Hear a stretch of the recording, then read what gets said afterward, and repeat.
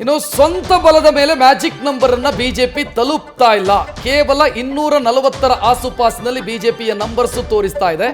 272 ಬಂದಿದ್ರೆ ಬಿಜೆಪಿಗೆ ಯಾರ ಹಂಗೂ ಇಲ್ಲದೆ ಸರ್ಕಾರ ಮಾಡಬಹುದಿತ್ತು.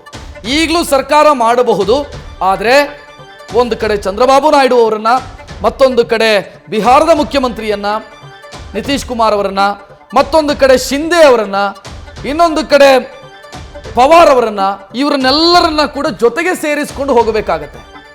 ಅಂತ ಸಂದರ್ಭ ಬಂದಾಗ ಬಿಜೆಪಿ ವೀಕ್ ಆಗತ್ತೆ, ಪ್ರಮುಖ ನಿರ್ಧಾರಗಳನ್ನು ತೆಗೆದುಕೊಳ್ಳೋದಕ್ಕಾಗಲ್ಲ.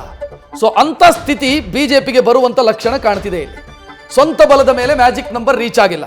ನೀವು 2014ರಲ್ಲೂ ಸ್ವಂತ ಅವರು ಯಾರ ಹಂಗಿಲ್ಲದೆ ಸರ್ಕಾರ ಮಾಡಿಬಿಟ್ರು. 19ರಲ್ಲಂತೂ 303 ಬಿಜೆಪಿಗೆ. ಸೊ ಯಾರ ಪ್ರಾಬ್ಲಮ್ಮು ಇಲ್ಲದೆ ಸರ್ಕಾರ ಮಾಡಿದ್ರು. ಅವರಿಗೆ ಇಷ್ಟು ಏನು ಮಂತ್ರಿ ಸ್ಥಾನ ಕೊಡಬೇಕು, ಇವರಿಷ್ಟು ಮಂತ್ರಿ ಸ್ಥಾನ, ಇದೆಲ್ಲ ಲೆಕ್ಕನೇ ಹಾಕಲಿಲ್ಲ. ಇನ್ನು ಲೆಕ್ಕ ಹಾಕಬೇಕು ಸರ್ಕಾರ ನಡೆಸಬೇಕು ಅಂತಾದ್ರೆ. ಬಿಜೆಪಿ ಮೈತ್ರಿ ಸರ್ಕಾರವನ್ನ ನಡೆಸಿದ್ದು ಯಾವಾಗ ಅಂತಂದ್ರೆ ವಾಜಪೇಯಿ ಇದ್ದಾಗ. ವಾಜಪೇಯಿ ಒಬ್ರು ಮುತ್ಸದಿ, ಅವರು ಎಲ್ಲಾ ಪಕ್ಷಗಳನ್ನ ಒಟ್ಟು ಸೇರಿಸಿ ಸರ್ಕಾರವನ್ನ ಮಾಡುವಂತ ವ್ಯಕ್ತಿತ್ವ ಇತ್ತು. ಮೋದಿಯವರಿಗೆ ಇದೆಯಾ ಗೊತ್ತಿಲ್ಲ. ಅಂತ ಸಂಕಷ್ಟದ ಸಂದರ್ಭದಲ್ಲಿ ಆ ವ್ಯಕ್ತಿತ್ವಗಳು ಹೊರಗೆ ಬರುತ್ತೆ. ನಾವು ಯಾವಾಗಲೂ ಮೋದಿಯವರ ಕಂಪೇರ್ ಮಾಡೋದು ಇಂದಿರಾ ಗಾಂಧಿಯವರ ಜೊತೆಗೆ. ಅಂದ್ರೆ ಆ ಎರಡೂ ವ್ಯಕ್ತಿತ್ವಗಳನ್ನು ನಾವು ಕಂಪೇರ್ ಮಾಡ್ತೀವಿ.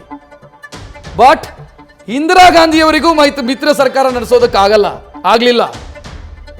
ಇಲ್ಲಿ ನರೇಂದ್ರ ಮೋದಿ ಅವರಿಗೆ ಆಗತ್ತಾ ಅಂತ ಪ್ರಶ್ನೆ ಇರೋದು. ಅವರ ವ್ಯಕ್ತಿತ್ವಕ್ಕೂ ಮತ್ತು ಆನೆ ನಡೆದದ್ದೇ ದಾರಿ ಎನ್ನುವಂತ ಲೆಕ್ಕಾಚಾರಕ್ಕೂ ಈಗ ಇನ್ನೊಬ್ಬರನ್ನ ಪ್ಲೀಸ್ ಮಾಡಿ ಸರ್ಕಾರ ಮಾಡಬೇಕಾದಂತ ಪರಿಸ್ಥಿತಿಗೂ ವ್ಯತ್ಯಾಸಗಳಿದ್ದಾವೆ. ನೋಡೋಣ ಏನಾಗುತ್ತೆ ಅಂತ. ಬಹುಶಃ 298 ತೋರಿಸ್ತಾ ಇದೆ ಈಗ NDAಗೆ. ಅದರಲ್ಲಿ ಬಿಜೆಪಿಯ ಗಳಿಕೆ 243ರ ಆಸುಪಾಸಲ್ಲಿದೆ. ಹಾಸನದ ಅಪ್ಡೇಟ್ಸ್ ನ ಗಮನಿಸ್ತಾ ಇದ್ದೀರಿ. ಹಾಸನದಲ್ಲಿ ಪ್ರಜ್ವಲ್ ರೇವಣ್ಣಗೆ ಬಿಗ್ ಶಾಕ್. ಶ್ರೇಯಸ್ ಪಟೇಲ್ ಅವರ ಅಂತರ ಕ್ಷಣಕ್ಕೂ ಹೆಚ್ಚಾಗ್ತಾ ಇದೆ. 40,000ಕ್ಕೂ ಅಧಿಕ ಮತಗಳಿಂದ ಮುನ್ನಡೆಯನ್ನ ಕಾಯ್ದುಕೊಂಡಿದ್ದಾರೆ ಶ್ರೇಯಸ್ ಪಟೇಲ್. ಪ್ರಜ್ವಲ್ ರೇವಣ್ಣ ಅವರಿಗೆ ಬಿಗ್ ಶಾಕ್. ಹಾಸನ ಲೋಕಸಭಾ ಕ್ಷೇತ್ರದಲ್ಲಿ ಕಳೆದ ಬಾರಿ ಮೊಮ್ಮಗನಿಗಾಗಿ ತಮ್ಮ ಕ್ಷೇತ್ರವನ್ನ ಬಿಟ್ಟುಕೊಟ್ಟಿದ್ರು ದೇವೇಗೌಡರು. ತಾತನ ಕ್ಷೇತ್ರದಲ್ಲಿ ಚುನಾವಣೆಯಲ್ಲಿ ಸ್ಪರ್ಧಿಸಿ ಗೆಲುವನ್ನ ದಾಖಲು ಮಾಡಿದ್ರು ಪ್ರಜ್ವಲ್ ರೇವಣ್ಣ. ಆದ್ರೆ ಈ ಬಾರಿ ಅವರಿಗೆ ಟಿಕೆಟ್ ಕೊಡುವಂತಹ ವಿಚಾರಕ್ಕೆ ಸಾಕಷ್ಟು ವಿರೋಧ ಇತ್ತು. ಸ್ಥಳೀಯ ಬಿಜೆಪಿಯ ನಾಯಕರು, ಅದರಲ್ಲೂ ಪ್ರೀತಂ ಗೌಡ ತೀವ್ರ ವಿರೋಧವನ್ನ ವ್ಯಕ್ತಪಡಿಸಿದ್ರು. ಬಟ್ ಫೈನಲಿ ದೇವೇಗೌಡರು ತಮ್ಮ ಮೊಮ್ಮಗನಿಗೆ ಟಿಕೆಟ್ ಕೊಡಿಸುವಲ್ಲಿ ಸಕ್ಸಸ್ ಆಗಿದ್ರು. ಬಟ್ ಈಗ ಸೋಲಿನತ್ತ ಹೆಜ್ಜೆಯನ್ನ ಹಾಕ್ತಿದ್ದಾರೆ ಪ್ರಜ್ವಲ್ ರೇವಣ್ಣ. ಬಳ್ಳಾರಿಯ ಡೀಟೇಲ್ಸ್ ನ ಗಮನಿಸ್ತಾ ಇದ್ದೀರಿ. 1ರಿಂದ 73,122 ಮತಗಳಿಂದ ಹಿನ್ನಡೆಯಲ್ಲಿ ಇದ್ದಾರೆ ಬಿ ಶ್ರೀರಾಮುಲು. ನಿರಂತರವಾಗಿ ಮುನ್ನಡೆಯನ್ನ ಕಾಯ್ದುಕೊಂಡಿದ್ದಾರೆ ಕಾಂಗ್ರೆಸ್ನ ಅಭ್ಯರ್ಥಿ ಇ ತುಕಾರಾಂ. ಬಳ್ಳಾರಿಯಲ್ಲಿ ಶ್ರೀರಾಮುಲು ಅವರು ಸತತ ಹಿನ್ನಡೆಯನ್ನ ಅನುಭವಿಸುತ್ತಿದ್ದಾರೆ. ಚಿಕ್ಕೋಡಿಯ ಆಸೆಯನ್ನ ಬಿಜೆಪಿ ನಾಯಕರು ಬಿಡೋದೊಳ್ಳೇದು ಅಂತ ಅನ್ಸುತ್ತೆ. ಯಾಕಂತಂದ್ರೆ ಪ್ರಿಯಾಂಕಾ ಜಾರಕಿಹೊಳಿ ಅವರ ಮುನ್ನಡೆಯ ಅಂತರ ನೋಡ್ತಾ ಇದ್ರೆ ಅಣ್ಣಾ ಸಾಹೇಬ್ ಜೊಲ್ಲೆ ತಿಪ್ಪರ್ಲಾಗ ಹಾಕಿದ್ರು ಕೂಡ ಮುಂದಕ್ಕೆ ಹೋಗೋದಕ್ಕೆ ಸಾಧ್ಯ ಆಗಲ್ಲ ಅಂತ ಅನಿಸ್ತಾ ಇದೆ. ನಂಬರ್ ನೋಡ್ತಾ ಇದ್ರೆ 84,000 ಲೀಡಲ್ಲಿದ್ದಾರೆ ಚಿಕ್ಕೋಡಿಯಲ್ಲಿ ಪ್ರಿಯಾಂಕಾ ಜಾರಕಿಹೊಳಿ. ಅಣ್ಣಾ ಸಾಹೇಬ್ ಜೊಲ್ಲೆ ಸೋಲುವ ಕಡೆಗೆ ಮುಖ ಮಾಡ್ತಾ ಇದ್ದಾರೆ.